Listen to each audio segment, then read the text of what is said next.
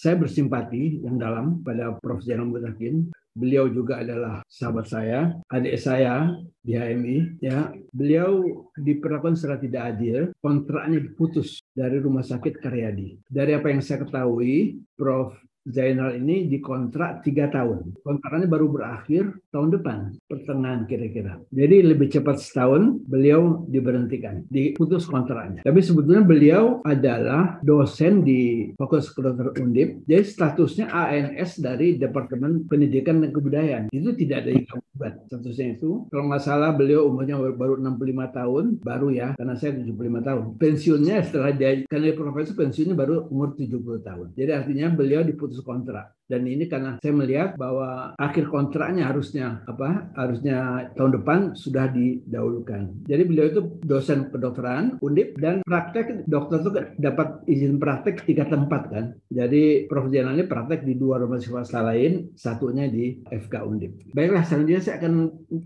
berbicara mengenai RUU Kesehatan. Saya lebih concern kepada pencabutan Undang-Undang Praktek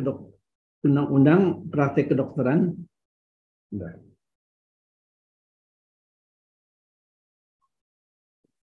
Undang-Undang Praktek Kedokteran dan Undang Pendidikan Kedokteran. Jadi RUU Kesehatan ini mencabut 10 undang-undang. 2 diantaranya adalah Undang-Undang Praktek Kedokteran tahun 2004 dan Undang-Undang Pendidikan Kedokteran tahun 2013. Ya. Nah, Undang Praktek Kedokteran dan Pendidikan Kedokteran ini memang perlu disinkronisasi, diharmonisasi. Karena banyak hal yang berimpit dan juga tabrakan. Ya, misalkan contoh, definisi ordinasi profesi di Undang Praktek Kedokteran dan di Undang Pendidikan itu berbeda. Lalu pendidikan kedokteran yang mengatur masalah pendidikan dokter spesialis. Tapi di praktek kedokteran juga mengatur demikian. Jadi nggak sinkron. Ini satu contoh. Mengapa harus adanya undang-undang yang mengatur keduanya ini. Yang mensinkronkan keduanya. Nah, saya ingin mengatakan bahwa minimal untuk praktek kedokteran, pendidikan kedokteran bukan revisinya itu atau pencabutannya itu bukan hal yang terburu-buru. Bukan hal yang tergesa-gesa. Kenapa? Jadi kami tahun 2017 itu sudah banyak mengeluh mengenai undang-undang praktek kedokteran ini. Yang memberi kewenangan yang berkelebihan kepada ordinasi profesi. Yang tidak dijumpai organisasi dokter lain di negara lain. Hanya di kita. Dulu kami judicial review untuk mengkoreksi sejumlah ketentuan dalam Undang-Undang Praktek Kedokteran dan Undang-Undang Pendidikan Kedokteran yang diajukan sekitar 30-an dosen dan dokter senior, termasuk guru besar Fakultas Kedokteran. Cuman entah kami kurang bisa meyakinkan, entah hakim MK-nya nggak ngerti. Sebagian besar permohonan kami ini nggak disetujui. Kecuali satu hal. Jadi melarang, kami memohon agar pengurus organisasi profesi, ID namanya, tidak boleh merangkap jabatan sebagai komisioner Konsil Kedokteran Indonesia. Kenapa? Ya, ID itu adalah, atau profesi itu adalah yang diregulasi. KK itu yang meregulasi. Jadi tidak mungkinlah yang diregulasi sekaligus menjabat menjadi regulator. Intinya itu. Nanti akan saya jelaskan banyak. Nah kemudian karena kami ditolak sebagian besar itu, sejak Menteri Kesehatan Prof, kami mengadvokasi Kementerian Kesehatan dan DPR. Sejak Menteri Kesehatan Prof. Muluk sudah dilaksanakan diskusi kami bersama Biro Hukum dan Organisasi Kemenkes untuk merevisi Undang-Undang Nomor 29 Tahun 2004. Itu tentang praktek kedokteran. Dilanjutkan pada masa Menkes Prof. Terawan. Terhenti sebentar pada masa Pak Budi Gunadi Sadikin sebagai Menkes karena beliau lebih mendahulukan pemberantasan COVID dan penyediaan vaksin. Nah, dalam tahun 2002 ditingkatkan pembahasan perlunya revisi Undang-Undang Praktek Kedokteran 2004 menjadi, dan Undang Pendidikan Kedokteran 2003 menjadi RUU Kesehatan Omnibus Law. Karena bagaimanapun RUU ini juga mencakup undang-undang organ profesi perawat, bidan, rumah sakit, wabah, dan lain sebagainya. Nah, berdasarkan kewenangan yang diberikan oleh undang-undang, ini sangat memanfaatkan itu. Misalkan, pertama, Dr. Pandu Riono diberhentikan sebagai Ketua Kolegium Dokter Primer Indonesia karena menolak meluluskan retaker uji kompetensi Indonesia tanpa melalui uji kompetensi dokter yang standar. Saya jelaskan sedikit. Ada uji kompetensi dokter Indonesia untuk dokter yang baru lulus sejak tahun 2007 sampai 2013. 6 tahun. 45.000 dokter sudah lulus. Yang tidak lulus sekitar 2.000-an. Ya, mereka demo ke ID. Dan ini menerima. PBID waktu itu minta agar mereka diloloskan. Mereka minta Dr. Pandu sebagai Ketua Kolegium meloloskan mereka. Dr. Pandu ini menolak.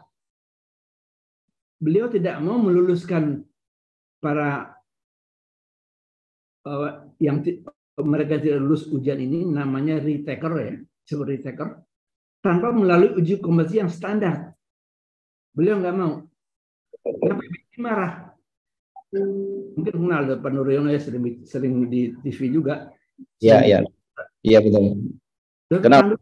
Pandu ini dipecat PBID dan digantikan dengan Ketua Kolegium yang bisa disetir, yang bisa meloloskan orang tersebut. Saya masih ingat ketika Dr. Pandu bersaksi di Mahkamah Konstitusi ketika kami mengajukan judicial review, itu Profesor Maria Farida, salah seorang hakim itu mengatakan, saya jadi takut nih. Saya jadi takut kalau diperiksa oleh dokter muda kalau begini dibilang. Nah, ini kenapa itu bisa terjadi? Karena kolegium itu dibentuk oleh ID. Jadi ID bisa mengendalikan kolegium. Kolegium itu adalah bidang pendidikan. Ya. ID bidang pelayanan profesi serta kesejahteraan anggota. Kedua, ID menempatkan putusan muktamar lebih tinggi dari putusan Mahkamah Konstitusi. Ya, yang jadi ID anak orang ID Perhimpunan Dokter Umum Indonesia mengajukan judicial review untuk menghapuskan DLP dokter layanan primer dan UKMPP uji kompetensi mahasiswa profesi dokter dari Undang-Undang Nomor 20 Tahun 2013 tentang pendidikan kedokteran. Judicial review ini ditolak secara keseluruhan oleh Mahkamah Konstitusi. Tapi ID nggak peduli, mengatakan muktamar memutuskan bahwa untuk menolak dokter layanan primer. Jadi ini menempatkan putusan muktamar lebih tinggi dari putusan Mahkamah Konstitusi. Ketiga, PBID memberhentikan Dr. Yoni Sukriyani yang kebetulan menjabat Dekan FK Unpad. Beliau merangkap sebagai Ketua ID Semalung. Kenapa? Karena beliau menjalankan program studi dokter layanan primer di FK Unpad. Ini dianggap melanggar kebijakan ini. Bayangkan, seorang dekan bisa dipecat, diberhentikan. Lalu ID menghambat forum pemerintah untuk melaksanakan prodi DLP yang merupakan amanat undang-undang dan telah diperkuat oleh putusan MK. Ini akhirnya baru bisa berjalan tahun 2022. Bayangkan, 9 tahun terhambat.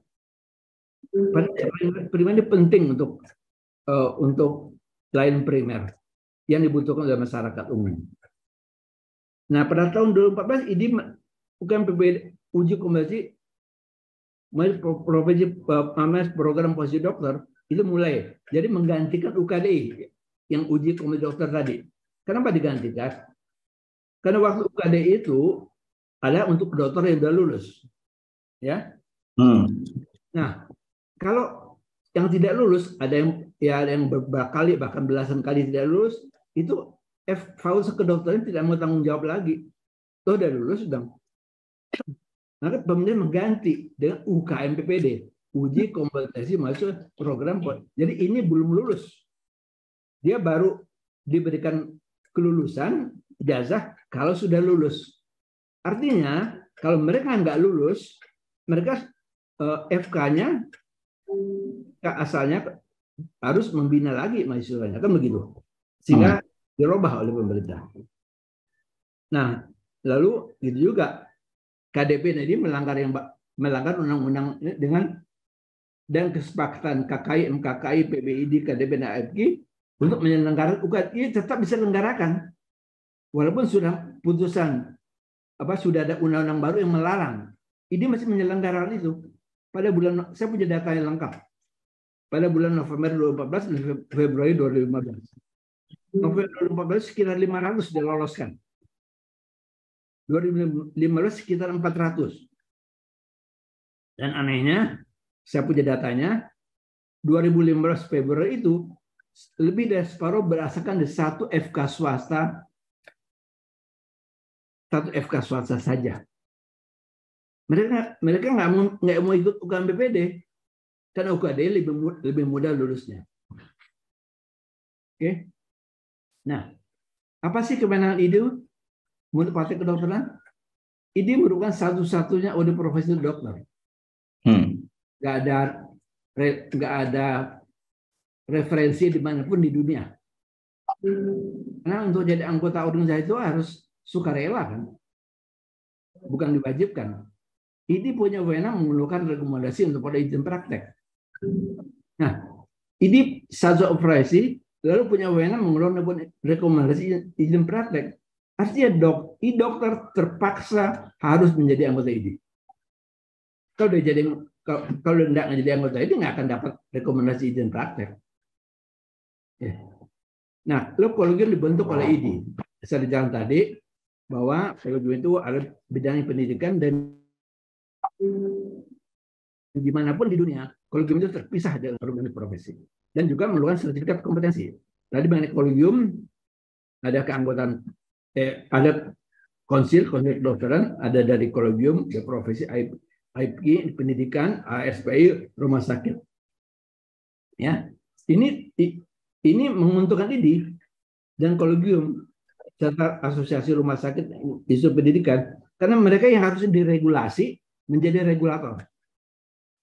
Jadi nggak akan mungkin ada keputusan konsil tanpa kesepakatan dari kolegium maupun organisasi profesi. Lalu program P2KB, pengembangan pendidikan keberkelanjutan, ini diselenggarakan, diakreditasi dan dinilai sendiri oleh IDI tanpa ada pengawasan dari konsil kedokteran. Dimanapun di dunia, program pendidikan keberkelanjutan selalu diawasi oleh konsil. Nah, standar pendidikan profesional disusun oleh kolegium kedokteran. Nah, ini yang berwenang mengusulkan yang berwenang mengajukan ini adalah Majelis Kolegium Kedokteran Indonesia, mengusulkan kepada Ketua Umum IDI. Nah, bayangkanlah tanpa Ketua Umum itu nggak bisa ada spesialisasi baru. Kita pertanyakan apa sih kompetensi dari Ketua Umum IDI dan kompetensi dan kapasitasnya untuk menentukan spesialisasi orang ini baru boleh atau tidak, layak atau tidak. Jadi yang terjadi adalah sekarang monopoli ini berlangsung dari hulu sampai ke hilir. Hulunya itu adalah sebagai satu-satu profesi dokter dan kolegium dibentuk oleh IDI, hilirnya ada di wewenang mengeluarkan rekomendasi izin praktek.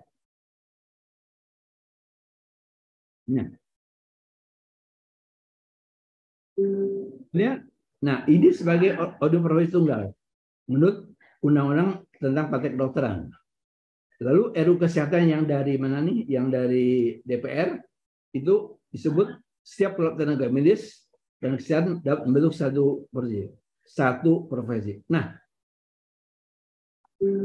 KES mengusulkan bahwa tidak perlu adanya undang-undang yang mengatur mengenai profesi, karena prinsipnya pembentukan profesi merupakan hak setiap warga negara untuk berkumpul.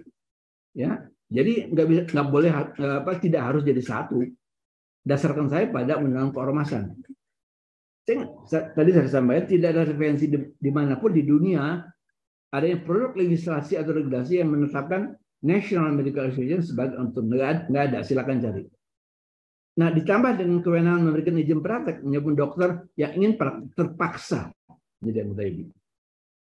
Keanggotaan suatu organisasi seharusnya bersifat sukarela, voluntarily, bukan keterpaksaan atau kewajiban obligatori. Pengecualian mungkin untuk organ pemerintah seperti Korpri. Ya, pegawai negeri harus ada bentuk Korpri. Di negara lain, Malaysia dan Singapura tidak ada masalah bila dokter tidak mau jadi anggota asosiasi dokternya. Tapi haknya sebagai dokter tetap termasuk praktek tetap terjamin. Kalau kita nggak bisa, nggak jadi anggota ini, nggak akan dapat rekomendasi izin praktek. Nah ini yang ingin dokter. Ini contohnya aja. Saya membaca semuanya. Medical Act di New Zealand, di Kanada, di United Kingdom, ya tidak ada disebut nama audien profesi di sana, nggak ada. Makanya kita aneh sendiri, anomali. Lalu juga di Malaysia, di Singapura, South Australia, nggak ada sama sekali disebut nama organisasi. Misalkan Malaysia kan Malaysian Medical Association, Singapura Medical Association, di Inggris British Medical, nggak disebut sama sekali. Jadi yang kita lakukan itu di undang-undang itu adalah anomali. Sekarang kalau menurut Undang-Undang Partai Kedokteran, kolegium itu adalah badan yang dibentuk oleh profesi ya. Nah, di RUU Kesehatan dikatakan dibentuk oleh perhimpunan ilmu, bukan lagi oleh profesi.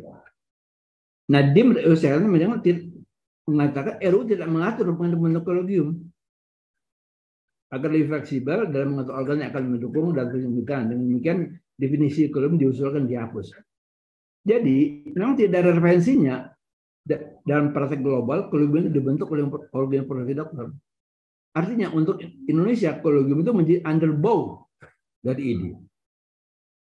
Nah, kalau kolegium dibentuk oleh perhimpunan ilmu itu masih bermasalah karena perhimpunan ilmu itu juga merupakan underbow dari OP dari IDI. Dalam Undang-Undang Kedokteran Medical Act, Medical Practitioner Act, di luar memang kolegium tidak disebutkan dalam undang-undang. Nah sekarang ekstensi kolegium dokter umum, ya Undang-Undang Nomor 29 Tahun 2004 menyebutkan bahwa pengurus kolegium terdiri dari guru besar, kepala departemen, kepala prodi, dan ketua perhimpunan spesialis.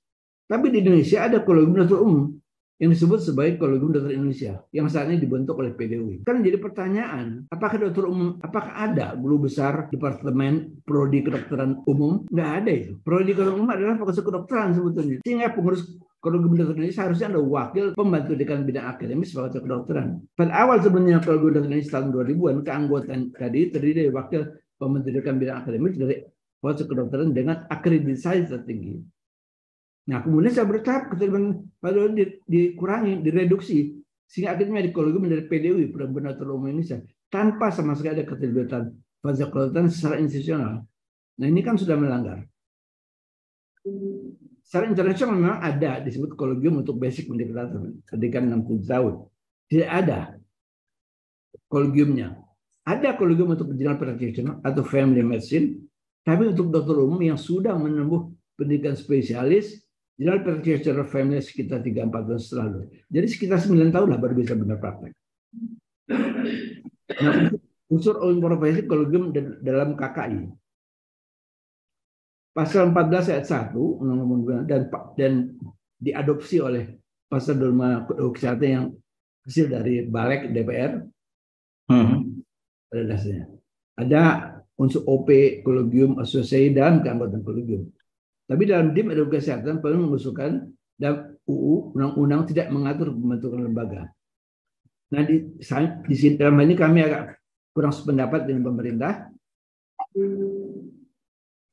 Kami bahwa pertama putusan MK atas perkara nomor 10 2017 bahwa pengurus OP itu dilarang merangkap menjadi anggota polri. Alasan MK adalah potensi konflik kepentingan bila IDI sebagai pihak yang diregulasi menangkap anggota KAI yang sebagai regulator. Nah, dampak dari MK, Ketua Umum IDI pada waktu itu Profesor Marsis dicopot dari anggota KAI melalui Kepres. Beliau nggak puas, beliau mengajukan PT UN terhadap Kepres tersebut. Tapi akhirnya tetap ditolak oleh pengadilan banding dan Mahkamah Agung. Dan harusnya kerjasama juga harus dilakukan pada unsur-unsur yang dilakukan oleh ID Kolegium.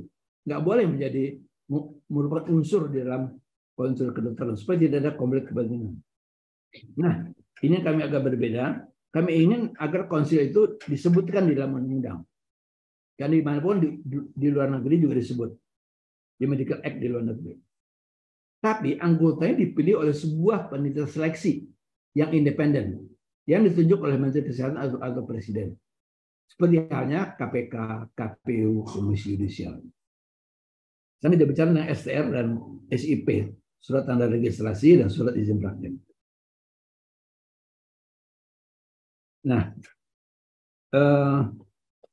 ketentuan undang-undang mengatakan surat tanda registrasi dokter dan dokter gigi berlaku 5 tahun dan diregistrasi ulang setiap 5 tahun. Ketentuan undang-undang tersebut tetap diakomodasi dalam RUU hasil balik Badan Legislasi DPR.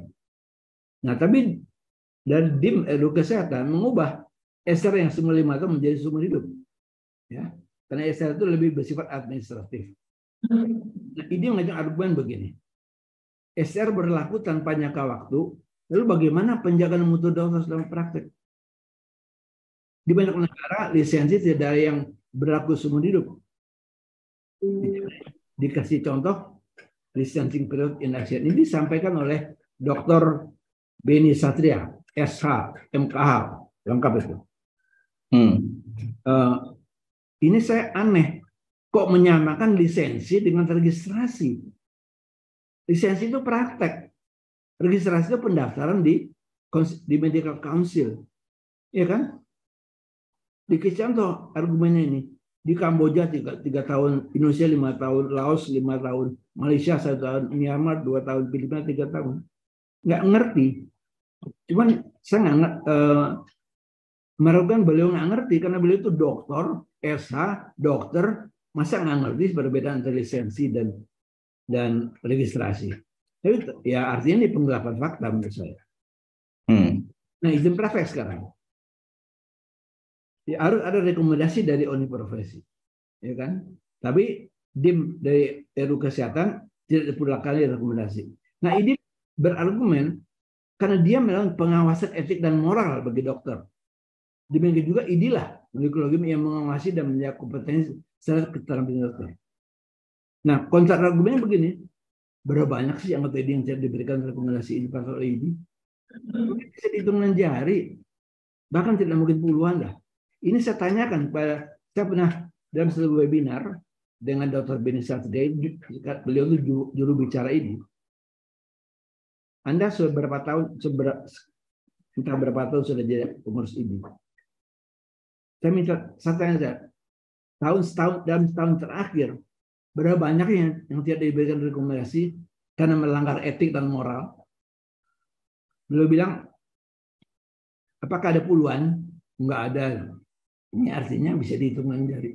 Lalu kalau bisa dihitung dengan jari, kenapa setiap orang harus diminta membuat rekomendasi praktek dan dicek dianya dan dicek etik dan moralnya? Ya, yang ternyata yang melanggar itu hanya mungkin hanya nggak sampai 10 atau paling banyak belasan. Nah, kalau ada yang dianggap pelanggaran etik dan moral, buat sajalah setiap tahun surat ke Kemenkes atau Konsil Kedokteran sehingga bisa dipertimbangkan atau tidak diberikan izin praktek. Nah, jadi surat tanda registrasi dibikin setahun sekali, lalu syaratnya surat tanda registrasi adalah ada sertifikat kompetensi dari kolegium. Nah, ini digabungkan saja ke surat izin praktek. Ngapain harus dokter dua-dua dan masing-masing keluar duit lah gitu. Ya. Masing-masing keluar duit. Ada yang 7 juta, bahkan kabarnya ada yang 10 juta lebih. Bayangkan. Belum itu dokter spesialis. Nah, kenyataannya di negeri lain pengawasan etik dan moral dokter secara kompetensi dan keterampilan dokter itu tidak mempersyaratkan punya rekomendasi dari dokter. Nggak ada di dunia yang setahu saya untuk dapat izin praktek harus ada rekomendasi dari ONCORVI lebih dulu. Belum ada. Nah, satu ngelihat partisipasi. Ini setiap dokter umum dan spesialis untuk memperpanjang izin praktek harus mengumpulkan 250 satuan kredit partisipasi dengan mengikuti program P2KB tadi, pendidikan keprofesian berkelanjutan. Ya. Nah, DIM Edukasi mengatakan penentuan SKP ini diatur oleh Menteri sehingga tidak lagi dimonopoli oleh ID. Jadi nanti rumah sakit mengadakan seminar ilmiah itu berhak memberikan SKP. Fakultas kedokteran memberikan pertemuan ilmiah berhak memberikan SKP. Rumah sakit juga termasuk ID berhak juga. Baik. Tidak lagi menjadi monopoli dari ID. Nah, bayangkan sekarang ini yang berlaku, Fakultas Kedokteran UI atau Gajah Mada ingin menjalankan pertemuan ilmiah harus memohon SKP dari ID. Dan itu ada duitnya. Ya. Nah, ini ternyata rentan penyalahgunaan. Pada dasar SKP itu ada keilmuan ilmiah. Ya. Tapi kenyataannya apa? Waktu itu ada demo menentang dokter layanan primer, peserta untuk mau ikut diberikan SKP 5-6 SKP. Dengan harapan banyak yang mau berpartisipasi dalam demo tersebut. Nah, demo yang berlangsung kali ini juga dapat SKP. Bayangkan. Nah, lalu Jalan Sehat Mundur 1 cabang ID Jakarta dihargai dengan 4 SKP. Itu benar, Prof. Bang Judil, yang demo hari ini dapat SKP begitu? Ya, saya dengar dapat SKP. Nampaknya pemberian SKP melalui panitia ilmiah, penerimaan ilmiah juga menjadi ajang untuk mendapatkan dana bagi ini. Nah, externship. Tadi sudah dijelaskan. Tanggapan saya tidak ada ketentuan bisa dokter medical council atau medical board di seluruh dunia yang harus berpervisi 5 tahun. Di Malaysia, surat izin praktek SIP berlaku setiap 2 tahun. Di Singapura untuk masa 1 tahun. Di Amerika, surat izin praktek berlaku untuk masa 1 atau 2 tahun, tergantung negara bagiannya. Jadi pemberlakuan STR seumur hidup dan menghapuskan ketentuan rekomendasi izin praktek dari ID akan mempersingkat waktu dan memudahkan dokter termasuk biaya dalam menjalankan tugasnya melayani masyarakat sekaligus meringankan biaya masyarakat. Nah, ini sebetulnya yang penting saya sampaikan. Untuk akuntabilitas dari ID perlu adanya pengawas internal organisasi. Ya, kami ingin mengusulkan dalam edukasi agar ditambahkan ketentuan ya setiap organisasi profesi kesehatan dan medis harus mempunyai pengawas internal organisasi sebagian amanat pasal 53 dan 54 Undang-Undang Nomor 17 tahun 2013. Persatuan Dokter Gigi Indonesia itu adanya ID dalam kongres sejak tahun 2014 telah membentuk Dewan Pengawas Organisasi yang posisinya sejajar dengan pengurus PD karena sama-sama dipilih dalam kongresnya. Dalam pertemuan di tahun 2012-2016 ini saya sendiri sebetulnya. Saya waktu itu menjabat sebagai wakil ketua Dewan Penasihat dari PBID. Saya meyakinkan Komisi Organisasi Muktamar untuk membentuk Dewan Pengawas dan disetujui. Namun ketika diajukan ke pleno itu dibentahkan dalam sidang pleno Muktamar. Ya, tinggal beberapa orang sudah teriak-teriak untuk menolak, lalu langsung disetujui oleh ketua sidang. Alasannya macam-macam. Masa sih nggak percaya sama ID? Masa sih harus ada matahari kembar dalam tubuh ini? Ya. Nah, di Muktamar 2018 saya juga hadir. Diputuskan ya itu disiasati lah kalau saya katakan, dan disiasati dan undang-undang nomor 17 tahun 2013 yaitu dikatakan begini, Badan Kehormatan ID mempunyai fungsi sebagai pengawas internal organisasi, tapi Badan Kehormatan ID itu dipilih ketua umum PBID sendiri gitu. Kan pertanyaannya adalah bagaimana caranya Badan Kehormatan yang dibentuk oleh ketua umum PBID dapat secara efektif mengawasi organisasi. Ini yang terjadi. Dia intinya ID tidak pernah mau ada dalam pengawas dalam tubuh organisasi. Nah, untuk itu kita ingin melihat bagaimana akuntabilitas keuangan dari PBID. Dalam setiap muktamar, PBID memang melaporkan pertanggung jawab organisasi ini termasuk dalam keuangan. Namun tidak ada komisi khusus dan setiap muktamar untuk membahas laporan keuangan nggak ada, nggak pernah dibahas. Ya, cuma selembar, dua tiga lembar kertas. Tapi PWD selalu mengatakan laporannya keuangannya diaudit oleh akuntan publik. Nah, kita perlu mempertanyakan siapa yang menunjuk akuntan publik tersebut. Apakah Dewan Pengawas atau PWD sendiri? Kalau di perusahaan, akuntan publik itu ditunjuk oleh Dewan Komisaris atau pemegang saham, bukan oleh direksi perusahaan. Abang masih slide lagi, Bang. Bisa dipercepat, Bang? Ya. Nah, jadi sampai sana ID tidak pernah menginginkan eksisnya pengawas internal yang dipilih dari muktamar. Ya. Nah, ya mungkin dua lagi nih. Ya, mana yang harus superpower, pemerintah atau profesi? Menurut saya, pemerintah perlu superpower. Tugas pemerintah to govern. Sehingga tidak tepat bila audit profesi turut sebagai sebagai regulator. Ya. Akuntabilitas Kemenkes sangat jelas. Secara eksternal diawasi oleh DPR, dalam keuangan diawasi oleh BPKP dan BPK. Tapi akuntabilitas untuk profesi tidak jelas. DPR tidak bisa mengawasi karena di luar kewenangannya. Demikian BPK dan BPKP. Paling dibilang kami tanggung jawab ke muktamar tadi. Apakah itu memadai? Jadi ini nggak punya dewan pengawas. Nah, kalau dua lebat saya jelaskan. Nah, ini saya perlu menjelaskan sendiri, internal dari ID sendiri. Saya di dalam, jadi saya tahu. Kalau negara kita kan reformasi. Jadi di pemerintah yang totaliter, akhirnya ada pembagian kerja. Ada desentralisasi. Artinya, kalau dulu kan semua di bawah presiden. Sekarang DPR sendiri, MPR sendiri, BPK sendiri. Ya kan? Ada reformasi. Nah, apa yang terjadi di ID? Itu yang terjadi dereformasi. Karena dulu sudah baik oleh sesepuh ID, katakan PBID itu adalah salah satu unsur pimpinan organisasi di tingkat pusat. Salah satu. Karena mereka PBID itu bersama majelis MPPK ini, perhimpunan spesialis, majelis MKKI, majelis kolegium, dan majelis etik MKIK. Ya.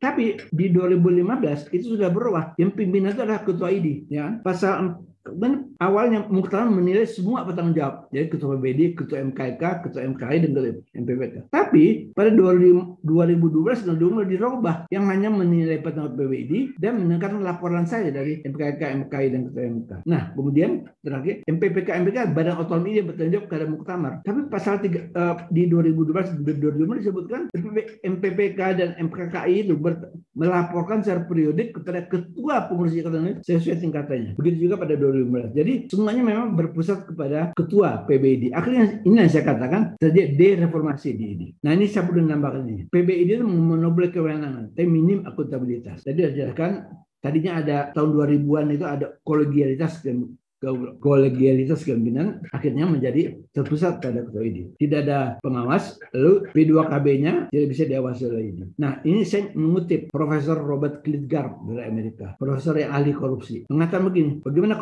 korupsi itu terjadi? C sama M tambah D dikurang A katanya. C itu apa? Corruption.